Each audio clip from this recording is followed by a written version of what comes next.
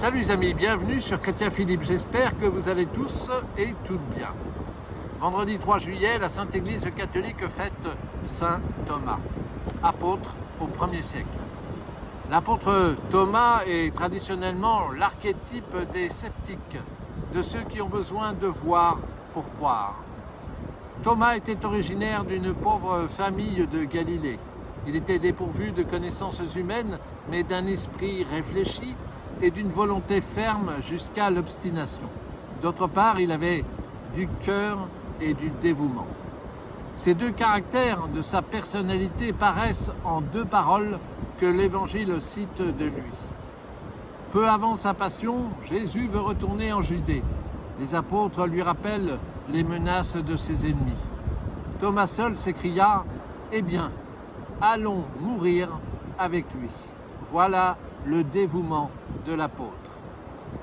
Après sa résurrection, le Sauveur était apparu à plusieurs de ses disciples, en l'absence de Thomas. Quant à son retour, on lui raconta cette apparition. Il fut si étonné d'une telle merveille qu'il en douta et dit vivement « Je ne croirai pas avant d'avoir mis mes doigts dans ses plaies ». Voilà le second caractère de Thomas, esprit trop raisonneur. Mais son premier mouvement d'hésitation en choses si graves ne fut pas un crime et le Sauveur répondit à son défi. Que fit alors Thomas? Nous le savons, un cri du cœur s'échappa de ses lèvres. Toi, mon Seigneur et mon Dieu. Dieu permit l'hésitation de cet apôtre pour donner aux esprits difficiles une preuve de plus en faveur de la résurrection du Christ. Quand les apôtres se partagèrent le monde, les pays des Parthes et des Perses et les Indes furent le vaste lot de son apostolat.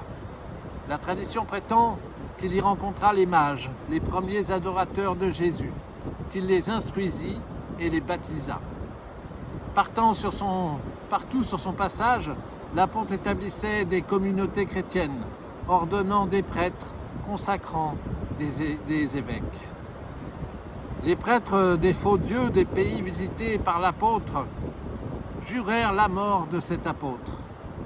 Il aurait été percé d'une lance devant une croix où il priait. Alors saint Thomas, priez pour nous et apprenez-nous la parole du Maître. Heureux ceux qui ont cru sans avoir vu. Jean 20, verset 29. Voilà, j'espère que cette petite réflexion, ces quelques instants passés en compagnie de Saint Thomas vous ont été profitables. N'hésitez pas à vous abonner, c'est gratuit, à partager cette vidéo, à me faire part de vos commentaires éventuels. Vous pouvez désormais nous rejoindre sur notre page Facebook intitulée Chrétien Philippe. Et en attendant le plaisir de vous retrouver, je vous dis à bientôt et surtout, soyez bénis.